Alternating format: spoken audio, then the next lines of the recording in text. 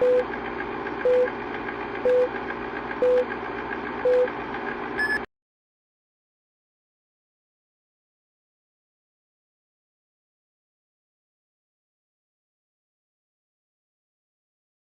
coisa mais linda a desocupação daquele prédio público ali no centro. Que coisa mais linda o detimento por parte da brigada, que foi totalmente profissional na operação. Tudo é performático, né? Lanceiros negros, eles tudo dão, esse pessoal aí, quando faz esse tipo de invasão, eles dão nomes, eles querem teatralizar. Segundo alguns moradores do local, crianças passaram mal com o gás lacrimogêneo. Aí já vem o vitimismo aqui, aí já vem a historinha, já vem a ilustração.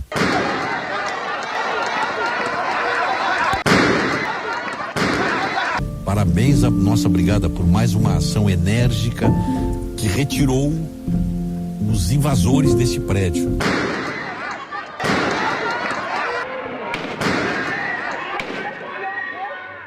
A polícia de Porto Alegre está de prontidão na porta do prédio público desocupado hoje, depois de muita confusão. O edifício abrigava cerca de 200 pessoas que foram retiradas à força pela Brigada Militar. O deputado estadual Jefferson Fernandes, do PT, presidente da Comissão de Direitos Humanos da Assembleia, e outras 5 pessoas chegaram a ser presas. A polícia informa que agiu dentro da lei e que cumpriu uma decisão da Justiça. Mas as imagens da retirada dessas pessoas conhecidas no centro da cidade por não causarem problema impressionam. Até porque tinha crianças no local.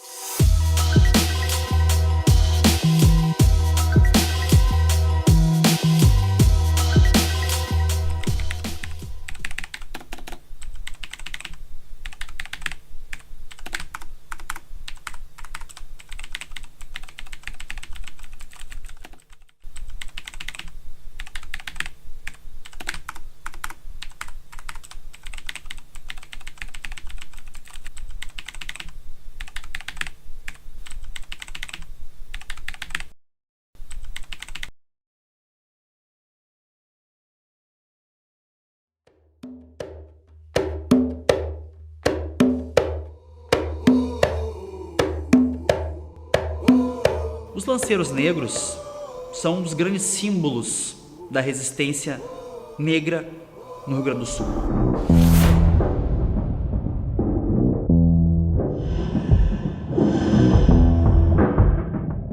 A história sempre tem essa questão de construção, memória e história. Até que ponto a verdade existe? Até que ponto a verdade emana dos documentos? A Declaração Universal dos Direitos Humanos, ela apregoa que as pessoas são livres para dizer da sua opinião e se organizar. Mais do que isso, morar dignamente é um direito humano fundamental. Então a ocupação, o movimento, tem tudo a ver com a Declaração Universal dos Direitos Humanos. O MLB ele é um movimento de luta nos bairros, vilas e favelas, né? Ele é um movimento nacional de luta por moradia.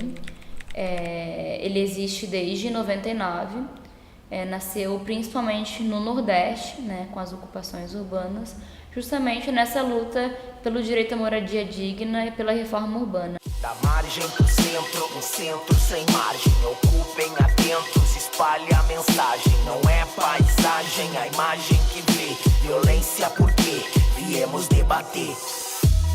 Em Porto Alegre, no Rio Grande do Sul, a gente iniciou o trabalho em 2015, que foi na preparação da ocupação Lanceiros Negros. Como é que funciona o movimento para preparar uma ocupação?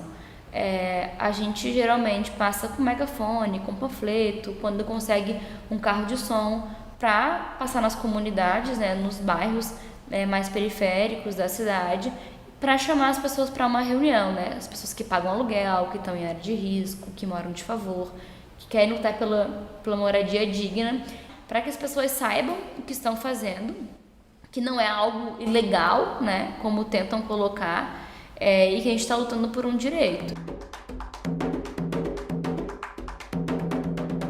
Quando eu panfletava na Andradas Vende Água, eu fiz muita amizade com aqueles vendedores ambulantes que tem ali. E ele me indicou a Lanceiros. Aí quando eu cheguei lá pra conversar, eu comecei a falar e depois desabei chorando. Sabe quando tu começa a falar e no fim tu desaba? E a coordenadora de lá entendeu bem o meu caso, se comoveu, né? e pediu para que eu participasse da reunião, que eu acho, hoje eu sei que é como uma seleção que eles fazem, porque não entra qualquer pessoa, tem que ver os problemas, se as pessoas aceitam as regras e tal, né? Se a pessoa não usa droga, se a pessoa não tem envolvimento, esse monte de coisa. Tinha uns comerciantes que achavam que a rua estava mais segura quando nós estávamos ali, em relação a assalto, em relação... Porque, querendo ou não, sempre tinha uma pessoa de plantão, né? Nossa portaria nunca ficava sozinha. E nós tínhamos uma relação, o pessoal vinha aqui, conversava, compravam livros, né? Eu cheguei a fazer uma doação de alguns livros infantis numa época, dei uma Olga até, um livro da Olga Bernardi no outro momento. Né? Nós tínhamos uma boa relação, assim, claro, eu não tinha nenhuma militância, nada, mas eu mantinha uma aproximação, assim, simpatizava com a ocupação, né?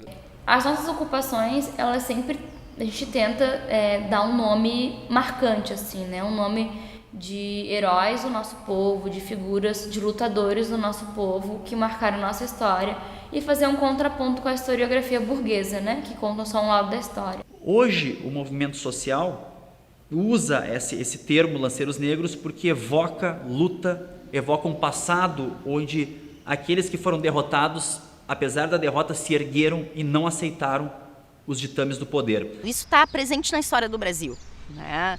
Eu acho que desde o nascimento das polícias, né? As polícias nascem exatamente, né? Lá no Rio de Janeiro, quando era a capital do Brasil, né? Quando, enfim, né? Quando eu tinha ainda, né? A guarda, né? Nasce exatamente para conter, né? Uma determinada população, né? E geralmente conter essa população em determinados espaços geográficos da cidade. E nesse sentido nós vemos que o Estado, apesar de todas as modificações, continua empreendendo ações de violência para aqueles que lutam pelas condições de vida, lutam pela vida, sua vida, pela vida dos seus filhos. E o Estado muitas vezes age de modo extremamente brutal, principalmente nas periferias, como nós vimos, e principalmente quando se coloca aquilo que é sagrado, a propriedade privada.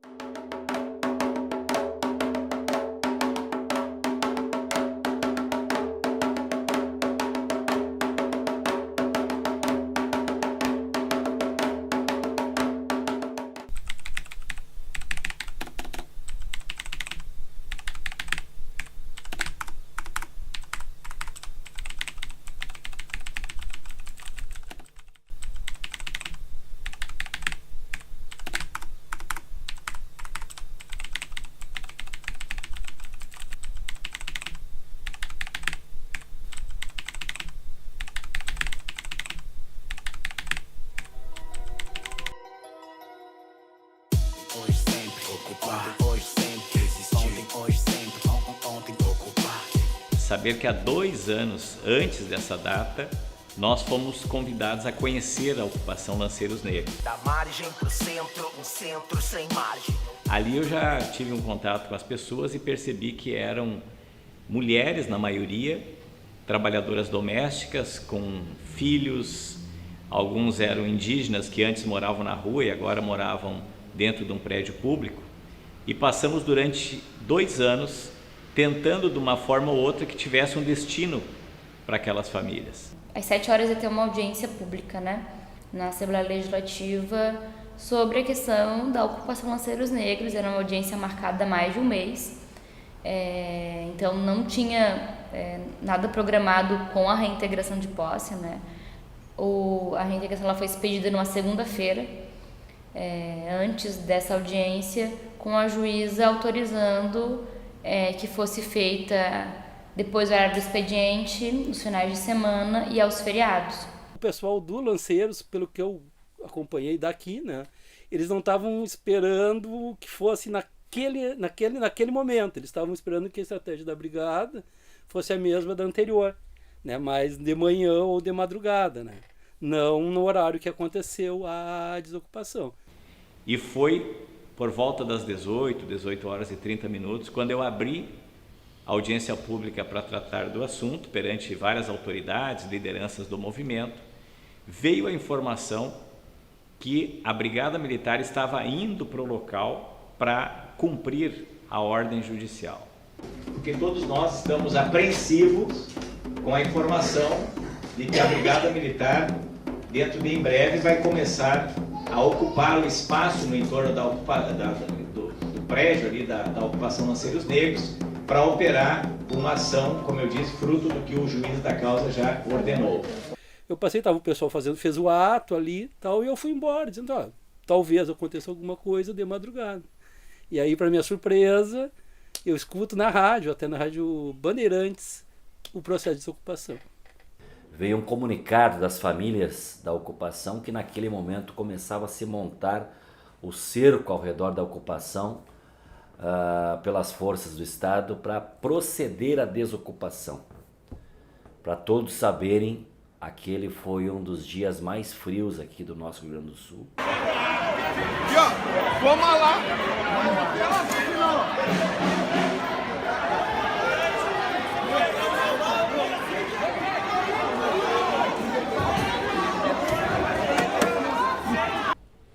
Assim que iniciou a Assembleia, já começou a chegar os PMs, né, bloqueando a rua e tal, a choque.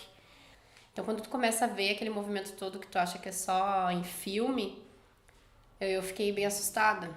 E diferente do que eu imaginava, que eles cercariam o quarteirão para fazer a desocupação no outro dia, eles já se dirigiram para o local da ocupação numa formação de ataque com escudos, não se enxergava o rosto dos policiais, e desceram a ladeira, simplesmente atropelando todo mundo que estava pela frente. Como eu era uma das pessoas que ali estava, não foi diferente. Olha aí! Estão atirando no deputado! Está atirando no deputado, velho! Eu lembro que a primeira reação que eu tive foi levar as mãos em direção aos escudos, porque eles vinham para derrubar. E tentava, em vão, gritando, pedindo, enfim, que o comandante viesse conversar comigo. Porque ali eu já senti que o clima era de guerra. E a gente estava com duas sensações. A sensação do medo, que a qualquer momento eles iam entrar, até então a gente não sabia o que eles iam fazer, né? E um pouco de esperança, esperando que viesse essa liminar, impedindo que eles entrassem. Não se teve, por exemplo, reuniões, né, anteriores para dar cumprimento, né, à ação, né, da reintegração. Né? Existe também um protocolo interno, né, da Brigada Militar, né, para cumprimento, né, das reintegrações de posse. Aquele protocolo não se efetivou.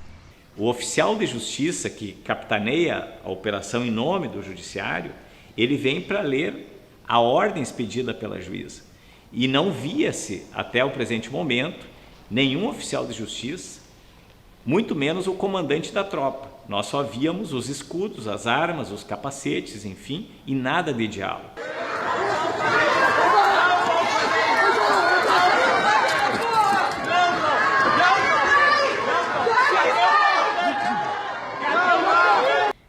Tem um momento que o deputado Jefferson pega um megafone, né, como representante da Comissão de Direitos Humanos, e informa que está ali para poder tentar uma mediação, uma conversa, saber se os protocolos estão sendo cumpridos ou não, né?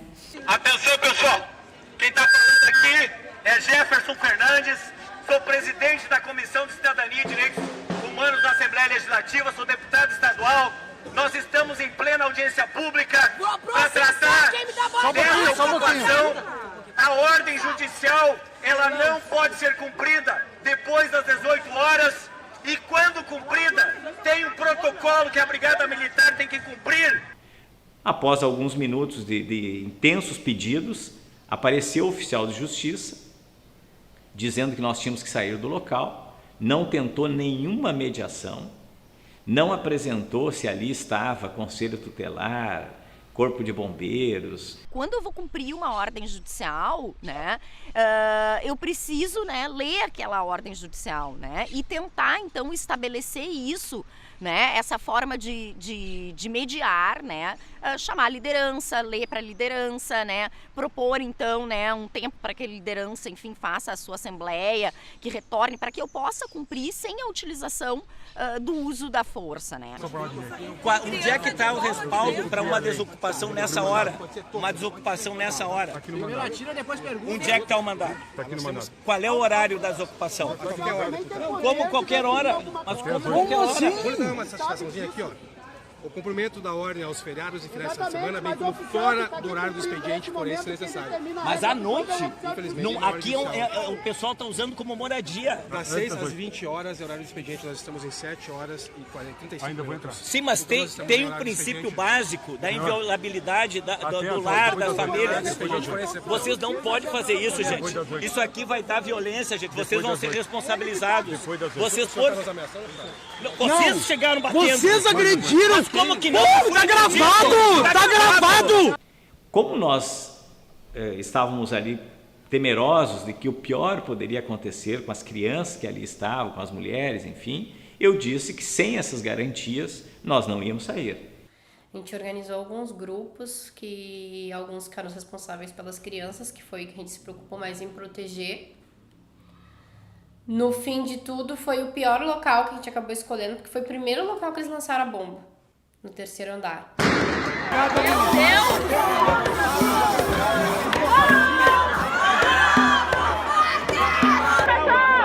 Pacífica! Pelo amor de Deus, pessoal! Pelo amor de Deus! Ah, que legal! Violência, amigo! E depois de um tempo chega uma outra parte da tropa, descendo a rua da ladeira também, eles já estavam de frente pra gente, e vem pelo lado, e começam a arrancar e arrastar um por um das pessoas que ainda, depois de tanta bomba, conseguiram permanecer na frente do portão.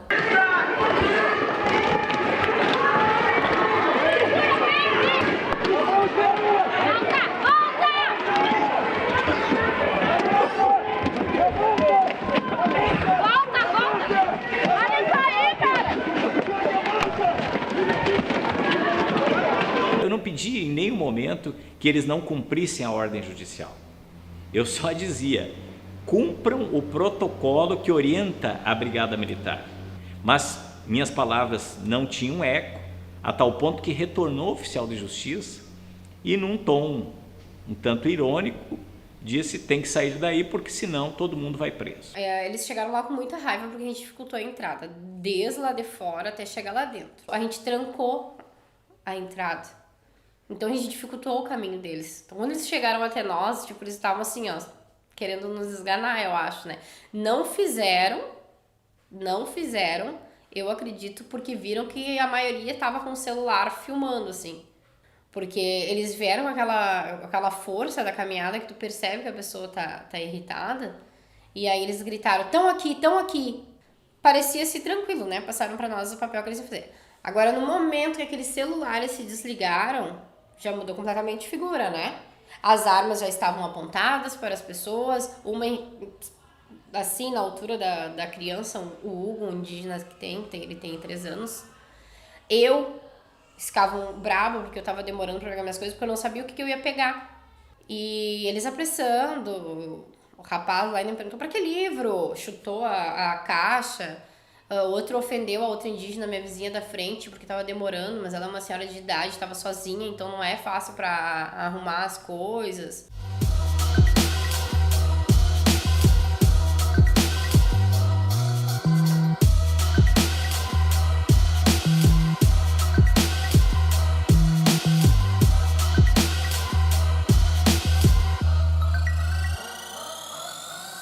O oficial de justiça avalizou tudo isso. Cadê o comandante de vocês? Quem é o que comanda essa tropa? É um troço absurdo. Vai pro Camburão, fica no Camburão eu, o deputado Jefferson e mais uma menina, Marina, né, uma estudante da URGS, que estava lá na resistência também, foi presa também, a gente foi depois enquadrado, eu e ela, né, em resistência e desobediência, e mais outras pessoas que eles também prenderam. Foi ao total, se não me engano, 6 pessoas que foram detidas. Eu fui comunicado do evento que eu estava, que havia acontecido a prisão do deputado Jefferson Fernandes. Imediatamente eu saí dali, ia me deslocar até o local, e aí recebi a segunda informação que ele tinha sido colocado em um camburão. Me colocaram com 2 pessoas ali dentro, 2 mulheres, saíram fazendo manobras bruscas, nitidamente também para constranger, estacionaram ao lado do Palácio Piratini e ali ficamos. Presumo que mais ou menos uns 20 minutos. De uma certa forma, eu contesto aquelas prisões das lideranças, porque, bom, nós tínhamos um deputado, né, estadual, que tem imunidades parlamentares, né, isso está previsto na Constituição Federal e se aplica à Constituição Estadual. Cheguei ali, ainda o camburão estava ali, as 2 jovens presas ainda estavam ali, e o deputado Jefferson Fernandes muito abalado emocionalmente. Que tempo são esses, irmão, velho? É bravo. Tu lembra aquela hora ali que eu te liguei? Eu disse, olha, tá chegando o pessoal. Cara, foi eu encostar no escudo da brigada e pouco tempo, né? Bom, aí acabaram me algemando, me botaram dentro do camburão com 2 meninas que continuam ali dentro. Rodaram por aqui e agora pararam aqui e me soltaram. É um troço insano, cara.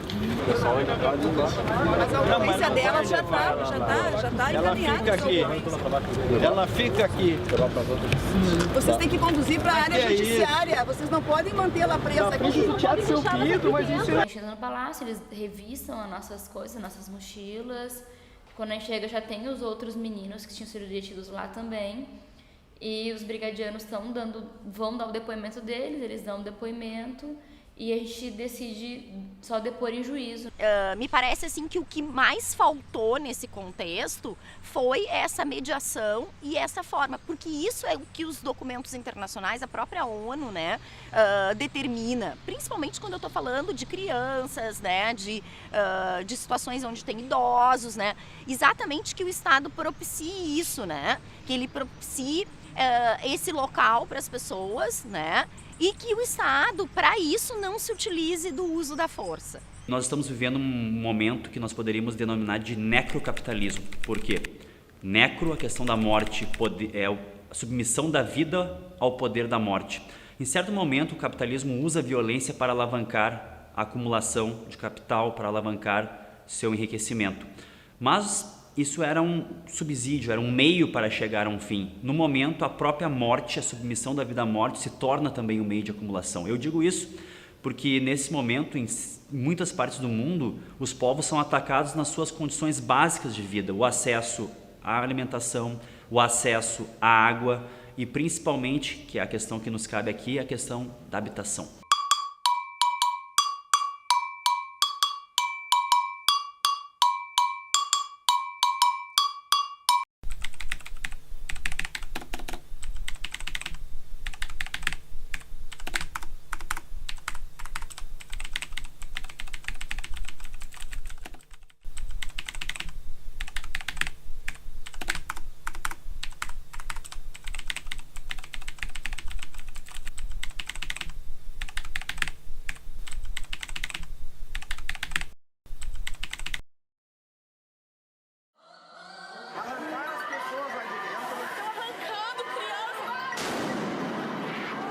Qualquer forma de luta, né, pela moradia, né, pela vida, ela tem que ser respeitada. No caso dessa ocupação é isso. Esse prédio está fechado há mais de 10 anos, né, não cumpria função nenhuma. Né, as pessoas que, né, pelo que eu vi, elas são vítimas de enchentes, de não ter moradia. Né, um prédio não cumpria a sua função social, e eles têm o direito de lutar por uma coisa, por uma vida digna. Então, a minha simpatia é por quem luta e quem quer dignidade na vida.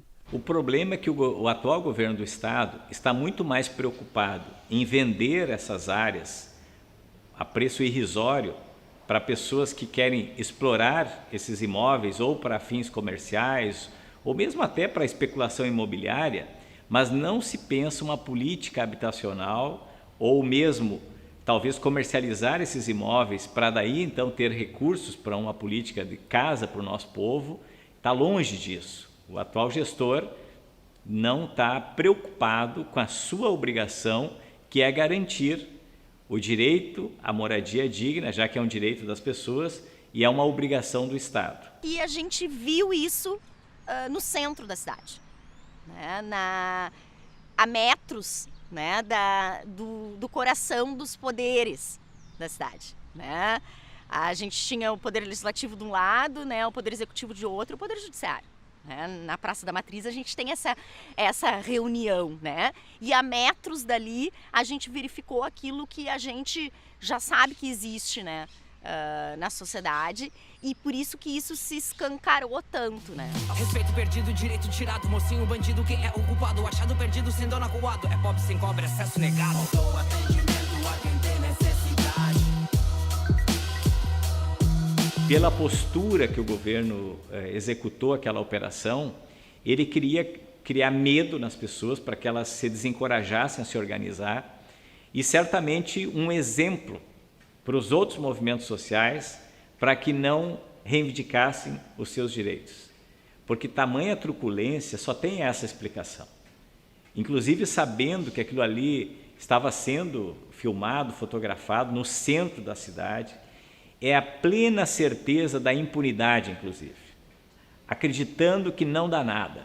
São pobres, pessoas em situação de rua, não vai ter quem fale por eles, a população está tomada também por uma ideia de exclusão, de ódio, porque essas pessoas, em tese, atrapalham. Para mim, isso movimentou o choque. O policial que estava na ponta, ele apenas operou ordens anteriores. Teve autoridades de alto escalão que pensaram a operação na tarde do dia 14. Nós estamos vivendo uma contradição entre o uso de alta tecnologia, redes, tecnologia móvel, drones, nanotecnologia, convivendo com a mais baixa condição de vida. Miséria, falta de habitação, cada vez mais crescem os moradores de rua, nós vemos as pessoas nas ruas, sem casa, sem condições e sendo atacadas constantemente, sistematicamente pelos poderes do Estado. Nós estamos vivendo como num tempo de exceção, onde as pessoas, os seus direitos individuais estão sendo atacados, retrocessos estão acontecendo. Respeitar ou defender o direito, né, humano de uma pessoa é defender o de todos. Né? Então, a partir do momento em que eu acolho essa causa, em que eu defendo, né, as garantias, as liberdades, né, os direitos mínimos das pessoas, para que a gente possa viver, né, dignamente, eu estou reforçando isso, né? E a partir do momento em que eu não faço isso, eu estou dando vazão a que as violações elas ocorram, né, de forma intensa, como foi o que a gente visualizou no dia 14 de junho. Ninguém mais quer gurus, né? Ninguém mais quer grandes líderes infalíveis. O que nós queremos é que as pessoas tenham seu protagonismo, principalmente os jovens que estão num momento tão difícil, um momento de alienação com tecnologia, um momento de alienação com consumo. E nesse sentido, essas experiências das escolas ocupadas, as experiências dos movimentos que lutam pela moradia, que se organizam, elas têm que ser trazidas para todos os movimentos, criar um novo, é isso que a gente precisa, porque as velhas formas, elas estão viciadas e já não convencem ninguém. Ai, que por enquanto, eu acredito que quem tá ganhando é esse pessoal que tem grana, sabe? Mas eles não estão ganhando porque eles têm grana. Eles estão ganhando porque eles têm estudo, porque eles têm consciência política. Eles não vão aceitar um emprego de R$300 quando eles sabem que o salário daquele emprego é R$1.000. Nós, da classe pobre, a gente nem sabe quanto que é um salário mínimo muitas vezes. Então, essas batalhas que eles estão ganhando agora, tá mudando, tá incomodando. Por isso que a gente tá entrando nesse clima de guerra. porque o pessoal tá tirando a venda dos olhos.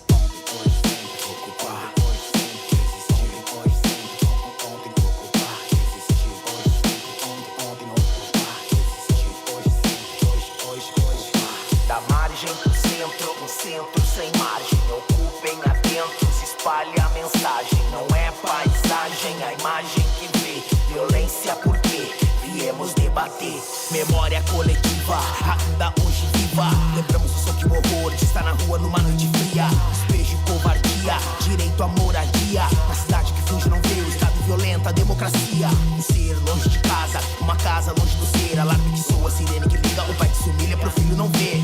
Mão que atira, sem coração, na missão, violência e despreparação. Quem tem de um processo, sabe o retrocesso. Uma violência do Estado no Rio Grande do Sul. Uma violência da justiça no Rio Grande do Sul.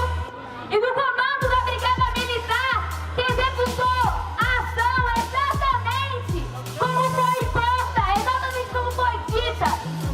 Essa noite, aquela noite, a orientação era: vocês vão dar um exemplo, que vão tirar os lanceiros negros daí a qualquer custo.